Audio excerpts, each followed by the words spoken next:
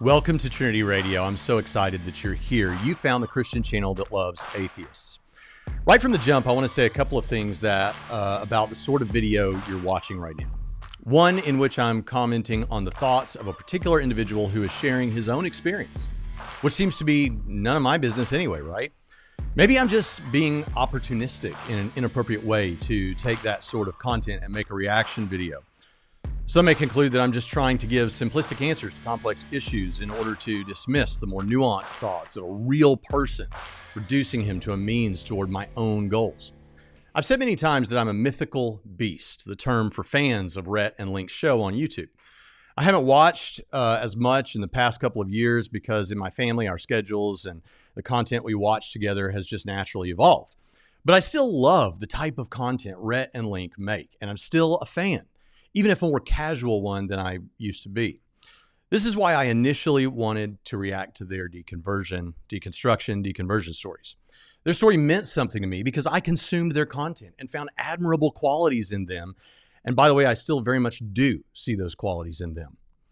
I mention this because it's one of the first things Rhett talks about in his discussion in the latest update. Let's go ahead and listen in here.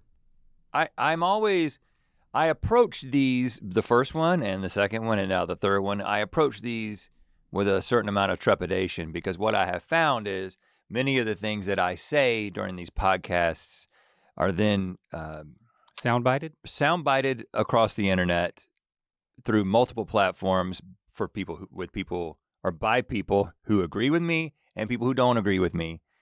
And so as I calculate, I end up writing down quite a lot that I want to get to because I'm trying to calculate what I'm going to say because it will either be used against me or it will be, it is what it is, but I'm just letting you know, I don't necessarily look forward to this either because these episodes, there's a level of scrutiny that is applied to them that I'm not exactly interested in inviting, but it is what it is and it's happening annually, I guess. Yeah, there's a heightened awareness of people listening in and different groups of people listening in. It's not just you talking to me. Well, we can get lost in that conversation on a normal ear biscuit, but and also, there's just weird balance with these things are very personal, but yet we have a public platform where we share personal things that we've never really we've talked about that and thought about that, but there's a weirdness to that. There's a weirdness to this, like, okay, I'm experiencing these things and I'm in process and I haven't come to all these definitive conclusions or anything, but I'm sharing them and I'm putting them out into the world and then they are used by other people to either form conclusions, make conclusions, to combat other people's ideas, defend ideas that maybe I didn't even want to be defended. It's just there's a weird dynamic to doing this. Yeah, there absolutely is a weird dynamic to this, and I recognize and I see that. Rhett mentions that when he makes one of these kinds of videos, people scrutinize it and use his words for their own ends. That absolutely will happen on all sides of this because it's kind of what it means to have an exchange of ideas. And of course, it's not as though I need to tell Rhett that. I'm not trying to be condescending, but I am saying it as a way of explaining this video. Rhett and Link are smart men, and they have thoughtful things to say about these issues. They also strike me as people who are grappling honestly with the biggest questions of life. And that means that whatever their intent might be for sharing the details of their journeys, those thoughtful ideas are being presented to a massive audience by Rhett and Link. I'm not opposed to that kind of expression, but I do want to react to what I'm hearing and hopefully provide some thoughtful ideas in response. This means that if I get some facts wrong as it relates to any of this, it's not because I'm trying to do that. I've linked the original video and I will be clear when I'm expressing my own personal opinion of the situation. Again, I remain a mythical beast and wish nothing but the best for Rhett and Link and their projects. So with that, let's keep trucking. But let's not spend too much time talking about that because I do have quite a bit that has happened. There's a positive side too, right? I mean, there's a reason that you're ultimately deciding to still do it. Yeah. Oh, yeah. I think that response that we have gotten anytime we've been vulnerable about these spiritual things has been so encouraging, because this is a deeply personal thing to millions and billions. Most people on the earth and most people in the history of the world have had some sort of religious conviction that probably changed over time. And so when people talk about what their religious convictions are, their sort of spiritual perspective and how it's changed over time, I think there's just it's part of the human experience. And I know for a fact that our story resonates with a lot of people who have come from a very similar background and have experienced similar things. And so, but again, I don't do this. I try not to do this. My natural disposition is to try to persuade and try to convince. I have an evangelistic personality. I don't like that about myself necessarily. That's something I'm actively trying to change, so that I can kind of get out of the convincing business as I get older. So this is more of, hey, this is what's been going on with me. Do with it what you will. So what I want to note here has to do with, one, Rhett's explanation of his own approach, which is naturally more persuasive-y and convincing, and as he said, evangelistic. And two, his suggestion that he wants to get away from that.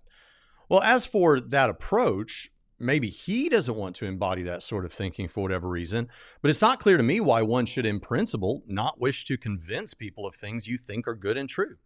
For instance, Rhett explained in the first video that he was convinced of evolution, and I think he said that Jerry Coyne's book was an important part of that.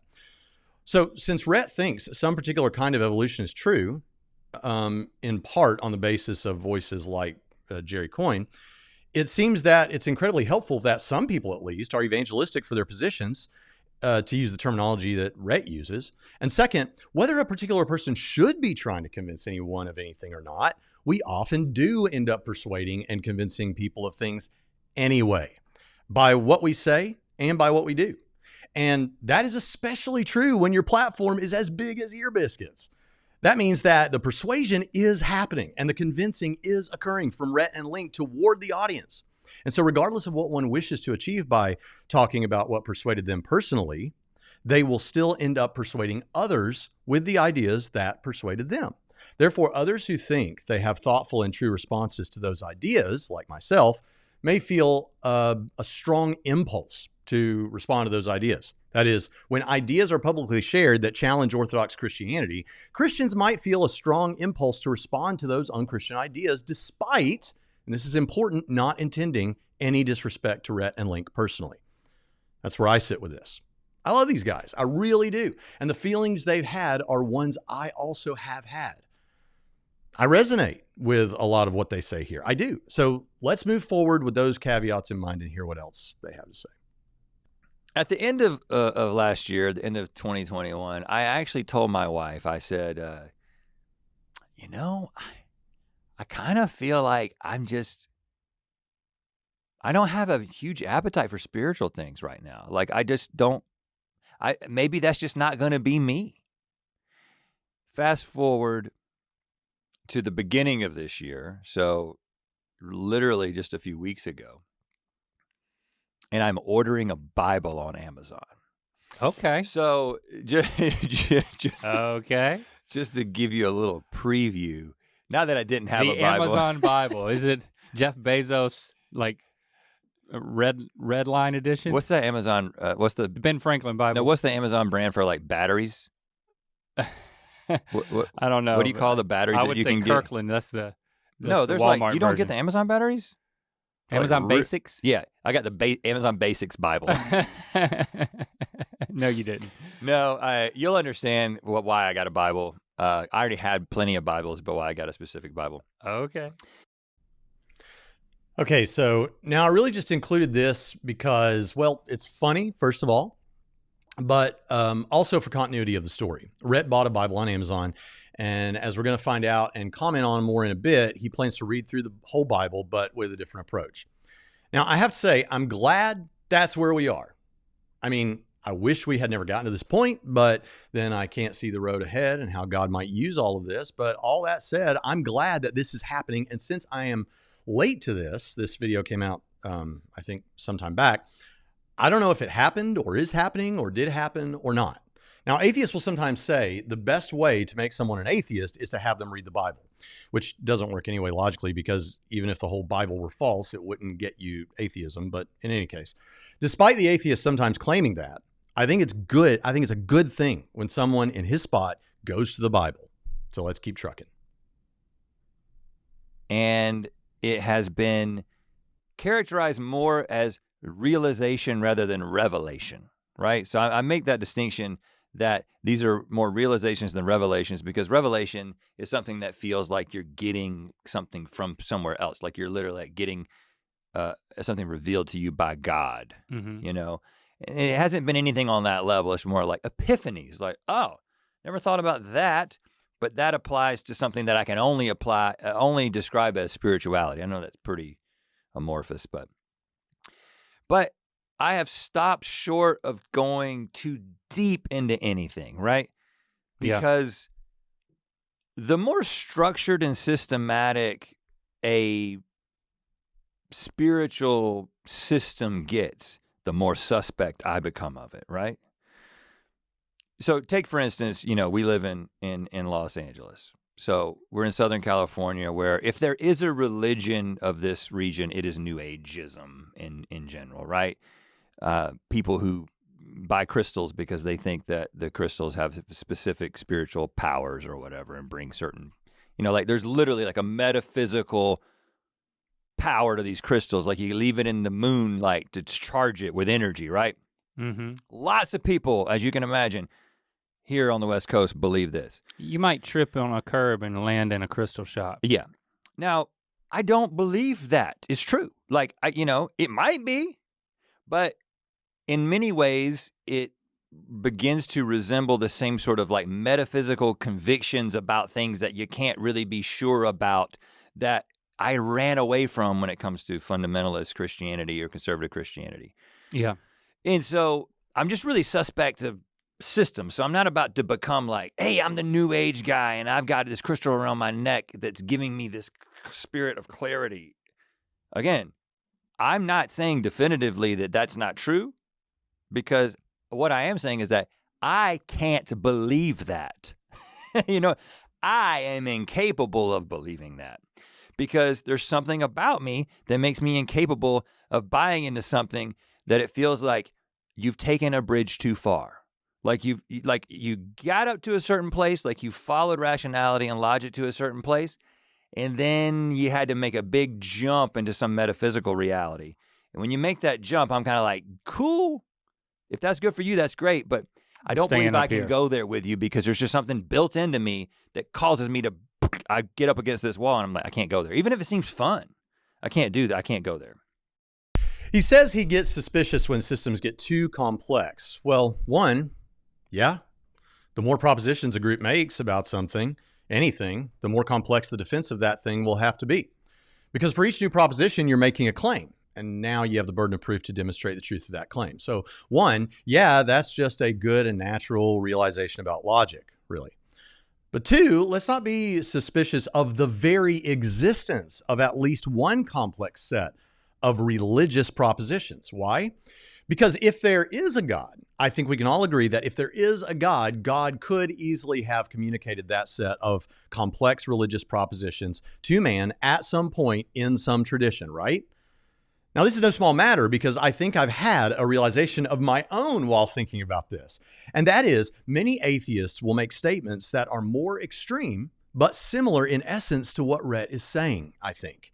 Here's a YouTube comment left on the video of my debate with Matt Dillahunty. It says, what supreme arrogance one must have to believe that there exists an absolutely perfect God. That's arrogant. And that such a God can be spoken for by a very imperfect human being. Not only is Braxton Hunter expecting us to believe in God without any credible objective evidence, he also expects us to believe that he knows what this God wants. Now notice, there's no interaction with the evidence I presented. Apparently, if one wishes to avoid pesky things like coming up with meaningful objections, one can now just ignore everything your opponent says completely and function as if it doesn't even exist. But that's not really the point here. As you can see, this YouTuber seems to agree with Rhett insofar as he gets quite suspicious when someone thinks they know detailed things like what God wants. the sort of things you get with more religious complexity. But yet at the same time, I commonly hear skeptics say that if God existed, he could easily solve all of this with direct and specific information that would convince most people. Indeed, in the very debate video on which this commenter posted this, atheist Matt Dillahunty argued that God could do just that. He said, quote, God should have a great understanding of logic, of reason, of the nature of evidence, of what should and should not be convincing and compelling to people. And if that God exists, where is he? Why doesn't he seem to care about clarity? Why is it that there's a debate ever? What's preventing Jesus from showing up and appearing right now, right here, right now, conclusively? Okay, Matt, I think that happened. I think Jesus did exactly that 2,000 years ago. And because he did, we have pretty detailed religious propositions that we think have been confirmed by Jesus, whose ministry is confirmed by historical evidence related to his life and death and the resurrection. But, and this is not really directed at Rhett so much as those who make the more provocative claims, like the YouTuber commenter here, the claims that it seems absurd or supremely arrogant to say God did exactly that. Here's the point. You can't, on the one hand, outright reject as ridiculous the idea that God did give us specific religious information like that, and then on the other hand say that if God existed, that's what he would do. For Rhett, I don't know if this sticks to him really. He just said he's suspicious of it, but I just want to throw out that caution that unless God is completely off the table, and it doesn't sound like he is for Rhett, we would expect that God would have given us more specific religious information. So the suspicion about particular issues is understandable, but there shouldn't be a suspicion against the very existence of such a system, at least not an overblown one. Maybe there isn't such a system, but the idea is likely not absurd unless the very notion of theism itself is absurd. That would be a very heavy burden of proof to bear. As for the idea that there can be logical leaps into stuff we can't know for sure or be very sure about, this is way, way more vital of a step than it sounds like here. Rhett talks about not being able to believe certain things. Well, what would make you sure enough to believe? Surely you don't need the kind of certainty like you have about, say, your own existence. You don't have to be that sure, like you're sure that you exist. Like that's really confident. So how confident do you need to be? And once one figures that out, is that a standard to which you cause all your beliefs to submit? It's not that I necessarily think Rhett is going to manipulate his epistemology so that he can believe what he wants. It's more that, and this is my opinion here, based on what he said, I think Rhett is a second guesser. And he tells us what he really wants us to have truth, and he wants to be more sure, and I think he wants to be extremely cautious about what he accepts as true in the metaphysical domain. And I think that caution could, again, this is my opinion, perspective, presumption here, I admit that. I think that caution could create a special pressure for the evidence here. I don't know. Really, there's just more we need to hear on the epistemological side of things. So let's just keep trucking. I've been very wary of leaving. I don't think you ever thought you might. Leaving one religious system, I didn't think that the next stage was joining another religious system. Yeah. But the interesting thing is that my search for purpose, meaning, has never waned in the process. So even though I became very unsure about what my worldview is in terms of how I think about spiritual things and whether or not God exists, and if God does exist, what is the nature of God? What is the nature of God's interaction with me as a person? How real can it be? How substantial can it be? Mm-hmm. Substantive, I think, is the word I was looking for. I have never. I feel like I can't draw conclusions about those things, but I haven't lost. I didn't say, and none of it matters, and I'm not interested in it. What I realize is that there is what I would call a religious disposition in my personality at the same time. Okay. So this is, so talking about that, my desire for purpose and meaning never really waning. That's why I was such a serious Christian to begin with, right? That's why, and I think I speak for you in this as well. That's why I was really all about my faith in high school when my friends started being all about partying and sex and everything else. The stuff I was thinking about, but I was really like, no, man, if this is true, if it is true that Jesus is the connection to God, Jesus is God, and there is a spiritual reality that exists. If that is true, that's way more important than Friday night. You know, that's way more important than having a good time. And so my life has been my religious life, when I was spiritually a Christian and a conservative Christian, you know, I took it very, very seriously. And it's why college was characterized by just being involved in a campus ministry, and basically my entire social life and all my activities being centered around that, going on staff with Campus Crusade, with you after we graduated, basically becoming missionaries, training people to share Jesus throughout the world, because it was the most important thing that there was. Yeah, it was a very simple, logical argument that resonated with both of us. So I just want to say to this, and this is probably one of those moments where Rhett would point out that I'm using his words to make a point he's not trying to make. But here he says that he was focused on Jesus because that was the most important thing. And so he missed out on a lot of the partying and sex and stuff like that. And of course, those ministry-related efforts almost certainly involved urging others to think along those same lines and also focus on Jesus rather than the temporary activities that characterize the party scene. Is that bad? I mean, I know that you think it's bad in the value sense to believe incorrect things, not maybe morally bad, but as opposed to it being good or better to believe true things. But these aspects of the belief in the truth of Christianity and a life that is characterized by that resulted in a really good thing, didn't they? Rhett did not destroy his life with sex and partying in high school or college. I think it was so obvious that maybe Rhett didn't think it needed to be said, or maybe he wishes he had a different high school and college experience. I don't know. I can't speak for Rhett, obviously. But I would think one would be happy that this was the result. And that might speak a bit to the truth or set of truths to which Christianity points.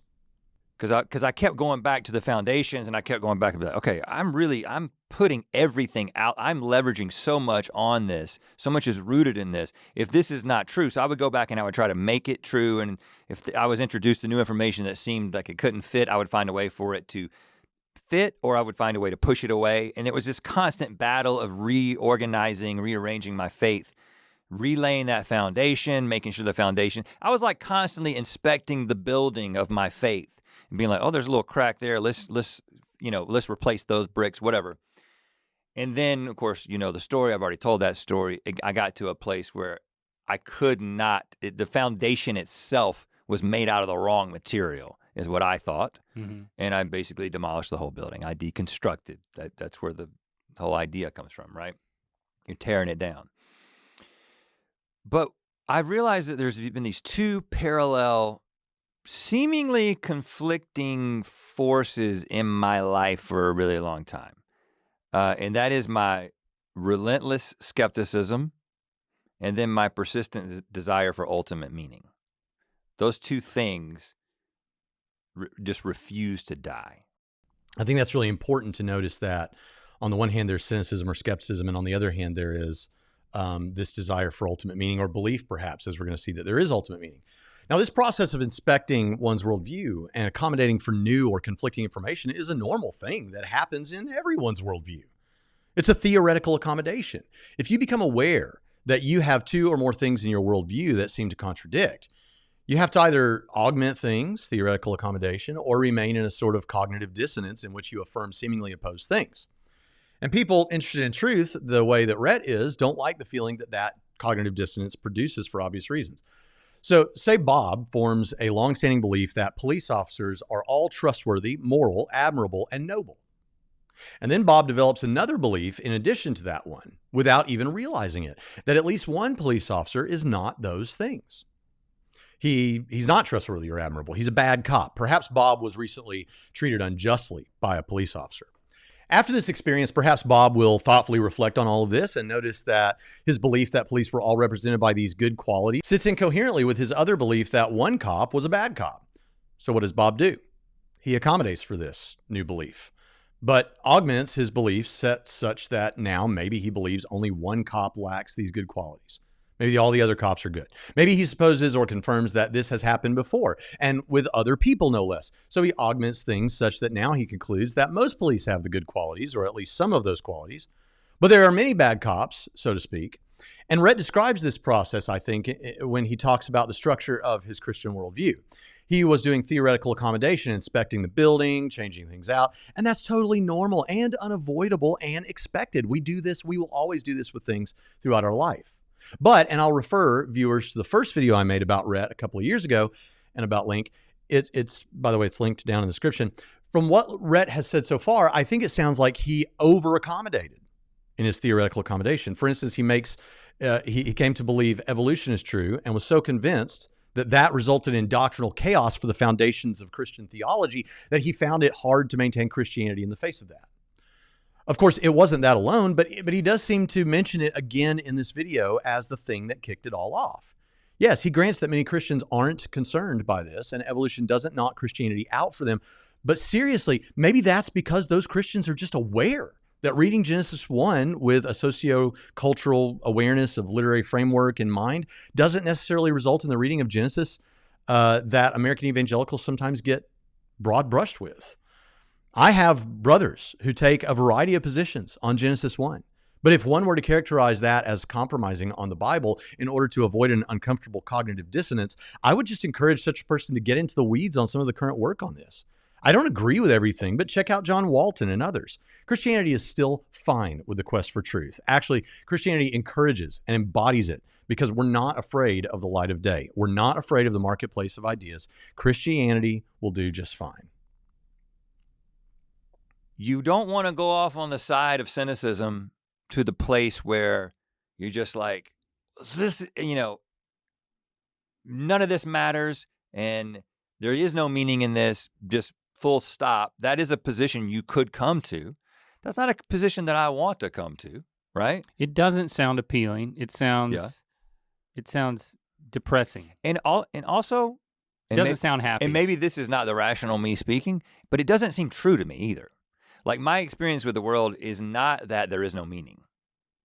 Regardless of how I feel about the ultimate source of the meaning, the idea of a world without meaning it doesn't compute because things actually do mean things. Stuff means stuff to me. You know what I'm saying? Yeah. Every day I experience a sense of purpose and meaning. Like it's just intrinsic to who I am. So the idea that beyond me, in a greater sense, there is no meaning is kind of like, well, there's meaning right here on my little individual level. So it kind of makes sense that there's meaning beyond my individual level. Yeah. So when I saw this, I my heart rejoiced because, and play this back multiple times if you need to, it really seems like what Rhett is straightforwardly saying is that he thinks despite not knowing if the source is God or something else, there is a transcendent in the sense that it transcends Rhett anyway, a transcendent meaning. And that if he sees it in himself as an individual, it must exist outside of and higher than himself. Now, I love this because it seems really expected on theism, right? On atheism, we would not expect to find external transcendent meaning. We would expect to perhaps find personal existential atheist type meaning where you decide for yourself what meaning is. But he points above and beyond. Now, there are objective naturalists on this, but I see no good explanation for the existence of transcendent meaning outside of theism that maps so well to the human experience too. There's a teleology and design in that. But what's odd to me is that if you have a guy like Rhett who seems to feel this way about transcendent meaning, I don't know how you get a comment like this on morality. Let's listen. It also talks about how scientism is the word they use, but basically science can't explain morality, which I think that, there's great natural explanations for morality that they kind of just gloss over. But anyway. Now, he doesn't say that he buys the naturalistic explanations, but he does say they have some good explanations. And pair that with his comments about meaning. Now think about this. It's just like meaning seems really clearly beyond him and he can't shake that. But then when it comes to morality, and it doesn't to him seem transcendent in that way. I would think if meaning seems transcendent, then morality would definitely seem transcendent. My impulse to believe that it's wrong to do certain horrific acts is far more binding on me than even the nature of purpose and meaning, though I think they're obviously connected. So, but with that said, I just want to point that out. Let's keep trucking. Because there is a spectrum. Okay, let me get, there's so much going on in my mind right now, but let me get to why I bought a Bible, okay? So after reading, and interestingly, the conclusion that he comes to at the end, which I don't think is any sort of surprise, is that after about 20 years of being outside of the church, he's beginning to call himself a Christian again. Really? Yes. So that's part of the story of this book? Yeah. Okay. Now, does that mean he believes in God? Probably not. Does that mean that he has changed what he thinks about the truth of the Bible? Like he has shifted his framework back to believing that it's God's word? No. It means it's a recognition that he wants to identify with the story, specifically the story of Jesus, because he feels like that story is what he needs in his life. Okay, so here Rhett begins talking about a couple of authors who he has come to like, who kind of think along these lines, and he really clicked with the way they wrote and thought and reasoned, I think particularly one of them. And I really want to let him continue through the next clip before we say too much more, so let's just keep rolling. Using the Lord of the Rings as an example, let's say I was raised in a tradition, I was raised in that cult, the Lord of the Rings cult, the Fellowship is what we called it. Oh, cool. Which is a good name. And we all had rings. There's so many awesome things that you could do with this, right? And I was raised in that, and I went through puberty in that context. Not Limbus again. I came to age and into young adulthood, and then became a father and became married, all in the context of the Fellowship. And then one day I was like, oh shit, this is just a made up thing that some dude wrote? Oh gosh. And so then I have a choice. I could leave it and say, I never want to read anything about that again.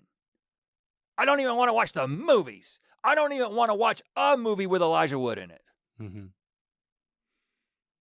Or your loss. Or I could say, hold on. Okay. I don't think it's true. Yes, some dude with 3 syllables for a name wrote it.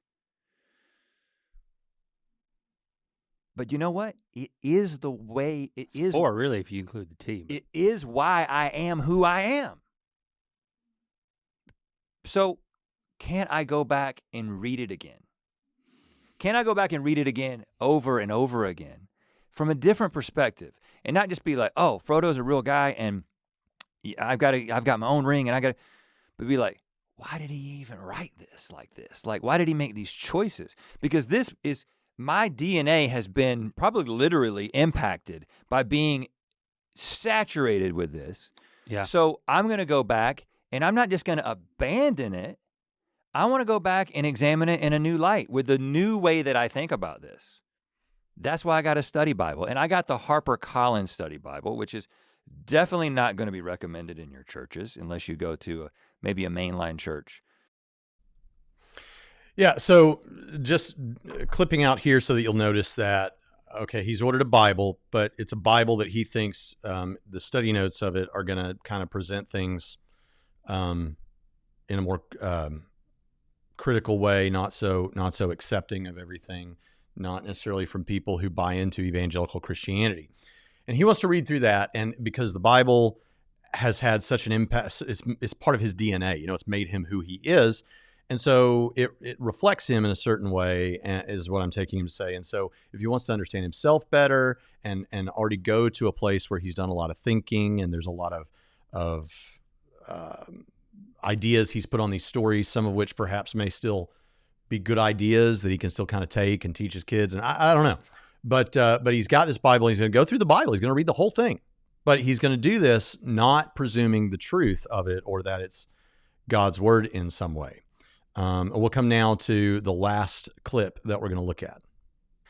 And whether you're an atheist, and you say, I don't believe in anything beyond the natural world, and all these religious people are just fantasy thinkers or whatever, case closed, I'm done, that's what I think for the rest of my life. Or whether you're just like, I subscribe to the religion of my youth, and that's it, and I don't confuse me with any information that's going to make this difficult. There's two extremes.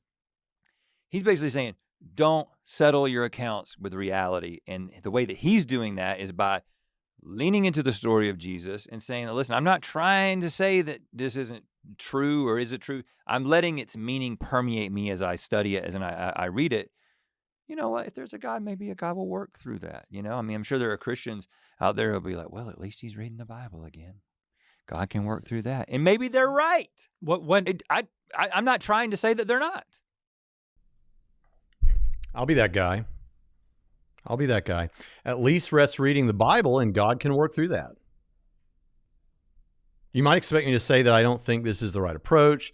I think that when you cut out what the authors want you to understand is true in the Bible, you may find meaning in the existential atheist sense, that you understand yourself better, and meaning can be derived from something subjective and not transcendent. But if the Bible is true, or even true on its fundamental claims, then the transcendent meaning will be missed for the individual subjective meaning, which is what I take Rhett to be trying for. The ultimate meaning is trying to get to the transcendent meaning. But if all you're looking at is what you can learn, but he's open to all of that. The good news is Rhett isn't closed to the transcendent meaning, and even suggests that perhaps God will in some way use the reading of his word. Absolutely. And so I take this all to be very good news indeed.